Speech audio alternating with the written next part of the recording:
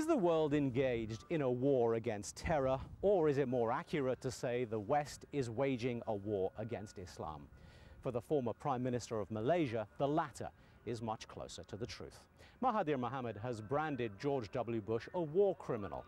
He says there have been more My Lais in Iraq than there were in Vietnam, and he claims Jews run the world by proxy. But Mahathir doesn't save his barbs solely for the West. He says most Muslim communities are backward and miserable, and he says Muslim countries are poorly governed and incapable of development, partly because of faulty interpretation of the Quran. I'm Teymoor Nabili, and on this edition of 101 East, I talk to a man who's still dropping political bombshells long after stepping down from power.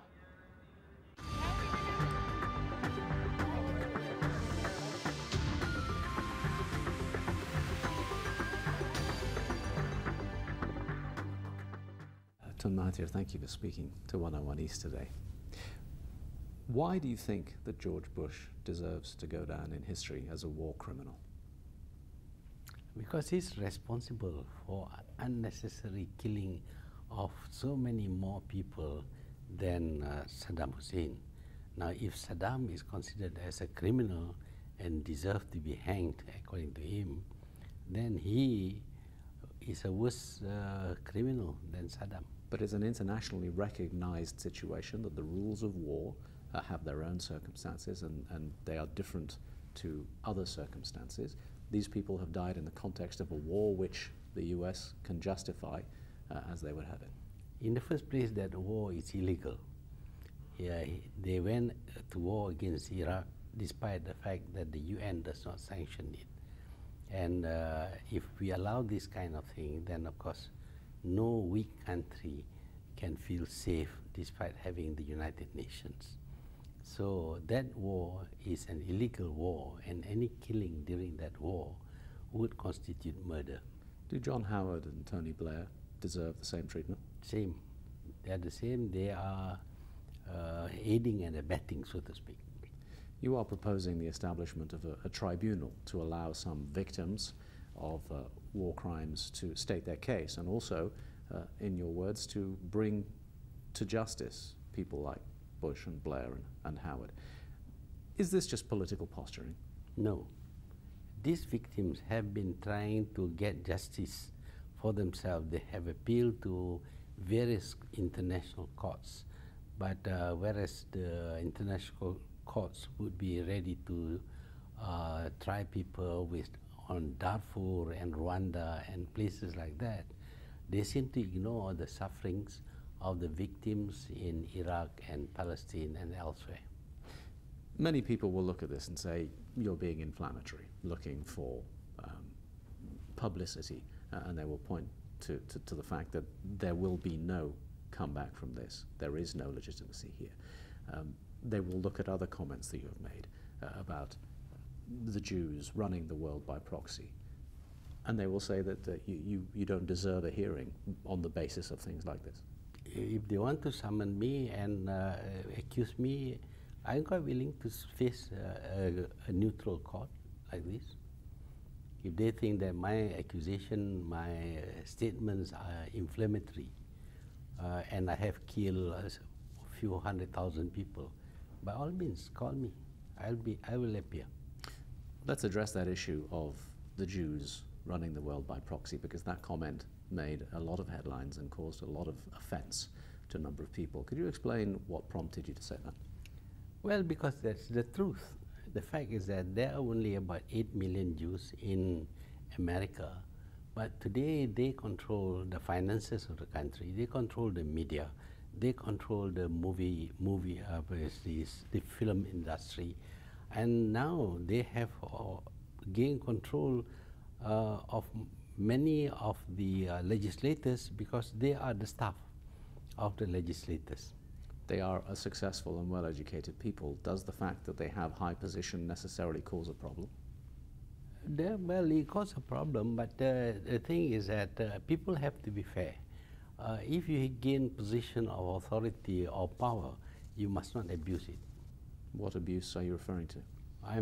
They are influencing the United States into taking actions which are actually bad for the American people. Is it your position that the Palestinian situation is the key driver to the problems that we face now? Yes, yes, very much so. 60 years ago, you don't see this thing. There may be trouble in the Middle East, but you don't see this kind of willingness to blow themselves up because they have no other recourse. So what brought us to this point? The desire of the Europeans to solve their problem by creating an Israeli state on other people's territory. So would you side with Ahmadinejad of Iran in suggesting that Israel's position is untenable and it should cease to exist? It was not established in a way that takes into consideration the wishes of the people in that particular area. But we accept that it is now a fact, and it is very difficult to remove Israel from the map of the world. That extent I would accept, but I will not accept Israeli incursion and settlements in Palestine and their control over the whole of Palestine. What is the international way forward on this issue then? Well, they should resolve that problem. How? How is for Israelis to go back to Israel and allow the people who were in that place before to go back and reclaim their houses, their land, their farms, because those were their property. No compensation has been paid, and for 60 years, these people who have been chased out of Israel have to live in tents in refugee camps. To what extent does that state of affairs have responsibility for the broader Middle Eastern problem, for the generation of this war in Iraq and what we seem to be seeing now, which is a major global conflict? A lot. It has a lot to do with what is happening in the Middle East. When you oppress the Palestinian and nobody comes to help them, then you create a lot of anger in the region, and because of that, there are many people who will volunteer to even kill themselves, because, as you know, it wasn't the Palestinians who crashed their planes into the World Trade Center, somebody else from elsewhere. That shows that the feeling is widespread. Until the United States and the Western world stop being in a state of denial, this thing is not going to be resolved. When you say elsewhere, I'm assuming you mean Saudi Arabia. How do you explain the division here in the Muslim world between friendship for the United States and antagonism towards the United States? Well, Saudi Arabia has got its own reason why it should be friendly with the United States. It doesn't mean that all Muslim countries must have identical perception of things or identical ideas or identical policies. But you yourself, just before you stepped down, actually criticized the extreme elements of Islam are taking over government institutions. I criticize because they are not following the teachings of Islam, the fundamental teachings of Islam, as found in the Quran and the Hadith, the verified Hadith. So in that respect, you actually have more in common with the Western perspective, which is that Islam is becoming militant. Not at all. What happens is that in the West, they term the whole Islam as being a religion that teaches people to become terrorists. That is not true. Nor are they correct when they say these are Muslim fundamentalists. These are Muslim deviationists, people who deviated from the teachings of Islam. And you cannot call Malaysia a moderate country. We are not moderate. We are just following the teaching, the proper teachings of the religion. Should you therefore maybe be spending more time on encouraging the moderate voice of Islam? No, not moderate. I am telling people to go back to the fundamentals of Islam, not moderate. Those fundamentals therefore are not moderate? If you follow the fundamentals of Islam, then you'll be very tolerant, you will be very well educated, you will be very progressive. That is what Islam teaches us. But these people who make Islam appear to be an extremist religion, these are people who are not really going to the fundamental teachings of Islam. It's their own interpretation. the far right in US political circles would say that there is a cohesion amongst the Arab peoples, at least, if not the states that represent them, to wage war against the West and to come together in a terrorist manner. Do you agree with that? No, I don't agree that there is cohesion. These people are Arabs. Of course, they feel sympathy for other Arabs.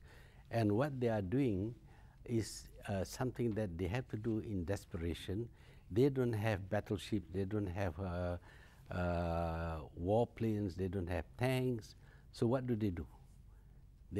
All they could do was to tie bombs to themselves and blow themselves up. And that, to the right wing in the States, is enough. I mean, Bernard Lewis, with whom you are well familiar, who came up with the Clash of Civilizations bombing a country, killing innocent people, children and all that, that is terrorism, because the people who are waiting to be bombed are terrified of what is going to happen to them.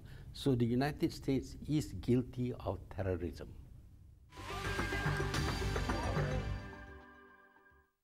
And 1 second to go.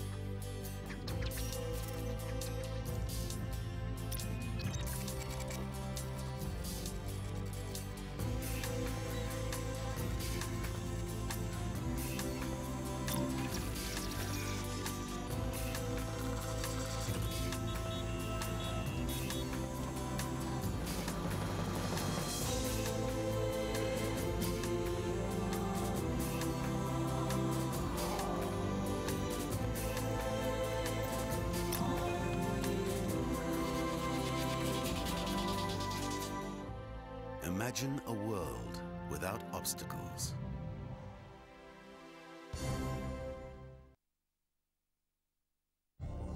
All the news, all the time. aljazeera.net/English.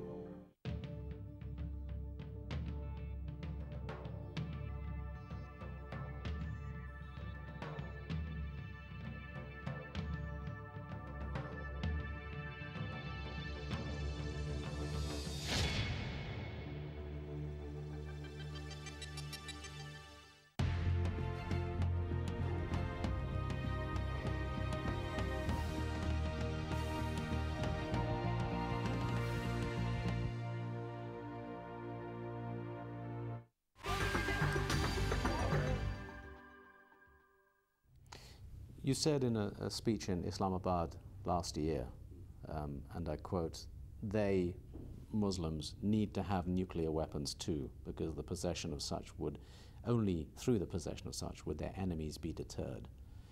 The thought of nuclear weapons is something that frightens the entire world, Muslim and non-Muslim alike. We are frightened. We are frightened of the nuclear powers. If the nuclear powers have a right to deter us from attacking them, why cannot we have the right to deter the nuclear powers from attacking us? Who is attacking whom at this moment? Are the Muslims going around conquering other countries? No, they are not. They're just defending themselves. Well, the argument now is that Iran has exactly that intention, to go around conquering other countries. To deter other people from attacking Iran. Iran has been attacked by Iraq before at the instigation of the United States. For 8 years, they lost 1 million people. If the United States lose 1 million people, you know what the United States is going to do? It's going to bomb the rest of the world. President Ahmadinejad has been quoted and interpreted in many ways as suggesting that Israel would be a target should Iran have nuclear weapons. Is that a misinterpretation? It would be a target if Israel attacks Iran or participates in a war against Iran. Why not? If Iran is a target, why is this Israel is sacrosanct, cannot be a target for anybody? Who is terrorizing whom in Palestine? Not the Palestinian, it's the Israelis. They smash up Jenin in houses with people in it were just bulldozed. Who is the terrorist? Let's look to the future a little bit and stick with the Iran theme, if we might. Is it your feeling that President Bush has Iran in his targets? Well, he has, but I think he would be making a very big mistake if he thinks that he can get away with the kind of thing he did to Iraq. Do you think it's his intention to do exactly that? Well, he is naive enough to think that because you have the weapons, you can do what you like. You have said in the past that leaders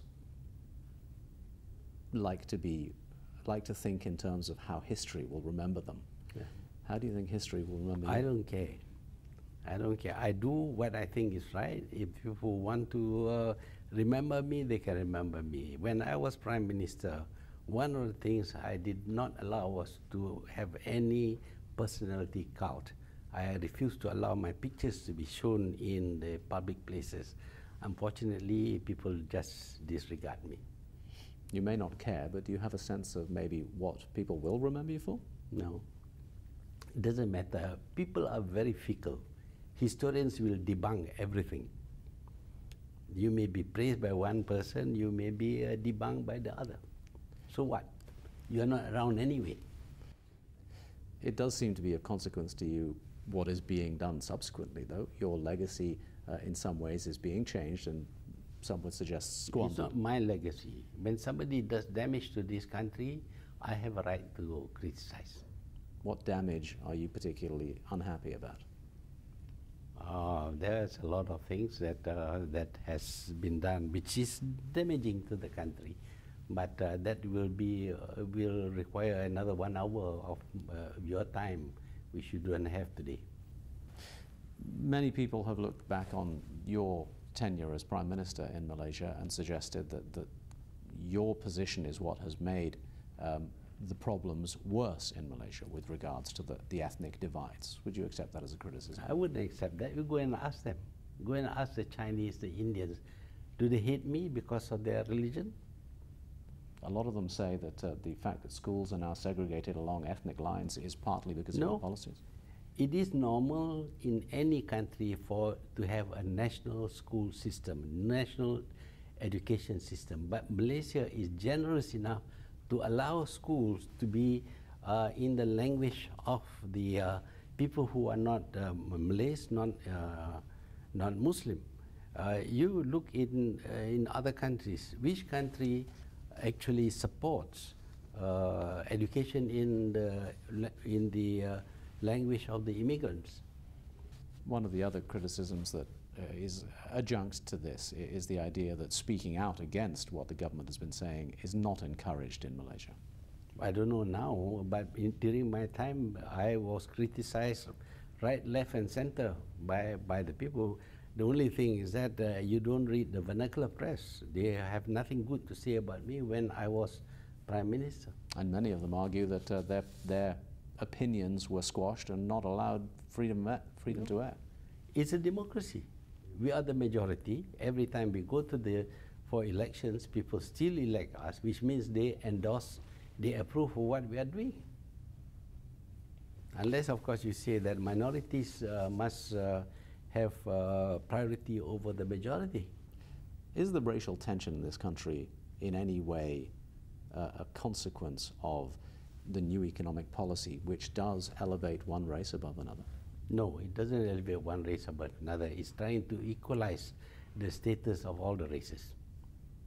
It seems that, in fact, it's a form of positive discrimination. Yes, it is. Which is not an act of equality, it's an act of actual creation of a separate state of affairs. No, other people have tried. Of course, they have been stopped, but we feel that had we not had the new economic policy, the situation today would be so bad that there will be fighting between the different races.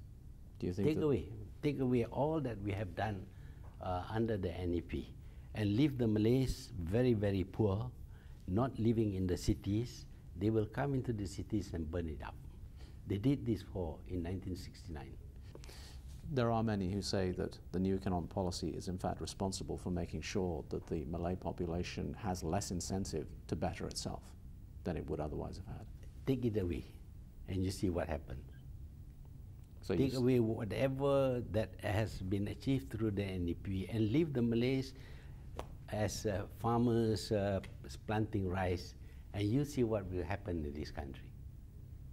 One of the criticisms that you have leveled against the current government is the charge of corruption and cronyism in government. Again, this is a charge that many people have said can be equally leveled against your administration. Yes, of course. Is that a fair charge? Proof that what I have done is corruption. Proof that I have been involved in corruption. But there are enough evidence to show that the family of the Prime Minister today is very rich. His son is so rich that he needs no more help, and his son-in-law has meddled with the government when he has no position in the government. His sister-in-law has businesses which she never had before, and lots of contracts are being given out in a very untransparent way.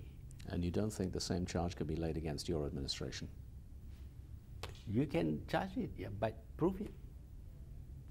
One of the more contentious elements of this whole conversation has been the fact that you chose your successor by hand. Yeah. Do you regret having made that choice? Well, I'm disappointed. I never thought that it would be like this. This is a man who was touted as Mr. Clean. I never expected him, during my time, I kept my family out completely. Didn't even allow them to participate in politics. They were proposed for elections. I said no. But now I find that my successor gets his family involved in every aspect of government. That whole leadership and succession issue obviously is characterized by one of the major political elements of your tenure, and that is the handover, and that is the subsequent treatment of Anwar Ibrahim. Do you think the events of that time made the country suffer more than it might otherwise have done? No. I had to do what I had to do, as the Prime Minister says. You see? When somebody does something wrong, even if he's high up in my government, he will have to face the consequences. Anwar was tried in an open court. He was defended by 9 lawyers. The trial lasted about 9 months. The whole world came to see the trial, and he was sentenced in an open court. We don't have time to go into many of the details of the case, which and there are people who would argue very hard with you on this. They can argue until the cows come home, but the fact is that they are not going to believe what I say, and I know what I did with a clear conscience. And so my ultimate question is, you have no regrets about the way that was handled or the impact that it had on the country? No regrets at all. Okay, one final question then. How do you see the current political climate resolving itself? The final 2 years of President Bush's tenure would appear to have him in a position of a lame duck, as many people say, and yet the threats seem to be outstanding. Do you have any fears for the next 2 years? I worry because this man is contemptuous of everybody else, not only of the UN. Now he's saying that as Commander-in-Chief he can send the 20,000 troops whether Congress agrees or not. And this is the kind of people elected by a democratic government. It makes one think whether democracy is the great thing that it is supposed to be. You can one day elect a madman who will press a button and launch a nuclear war. Tun Mahathir, thank you very much indeed. You're welcome.